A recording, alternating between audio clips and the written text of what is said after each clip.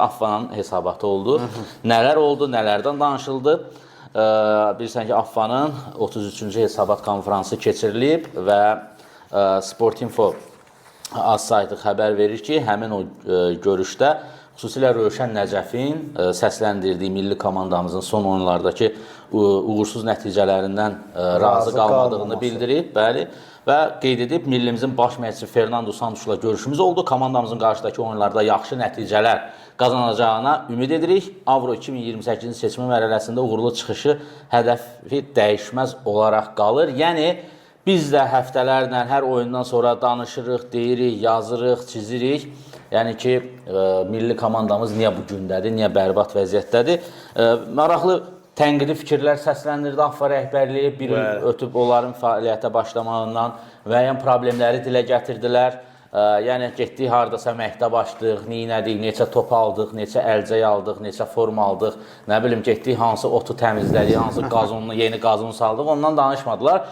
Futbolumuzun daha dərin problemlərindən danışılır, uşaq futbolunun biabırçı vəziyyətindən danışdılar. Və Şatib buna çox konkret olaraq bildirdi ki, yəni bunu elə hər dəfə tapdologiya kimi deməyən bir mənası yoxdur. Başlamaq lazımdır da kəskin şəkildə hansısa bir istiqamətdə əməli işlər görülməlidir. Bəli.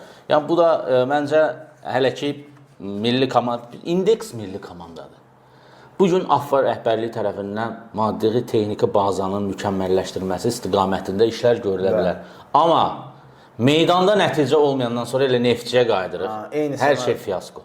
Yəni çünki tamaşaçı azarkeş düzgünün görünən tərəfinə baxır. Aynanın görünən tərəfinə baxır. Amma iş orasındadır ki, yəni əgər digər tərəfdə düzgün o altyapı işləri düzgün görülürsə, yəni mümkün deyil ki, bu üstə də gəlib təsir eləməsin. Bu mümkün deyil ki, qırılma yoxdursa... O düzgün işlər görürsə, zamanla nəticələr qazanlandı. Yəni, o icazsa müəyyən fikirlər, səslən müxtəlif rəqəmlər açıqlandı, nələr görüldü, nə strategiyanın qəbulu ilə bağlı, nə işlərin hansı formada olduğu deyildi. Məncə, bu mövzuya bir ildən sonra toxunsaq daha yaxşı olar. Allah qismət eləsin, salamatçılıq olsun.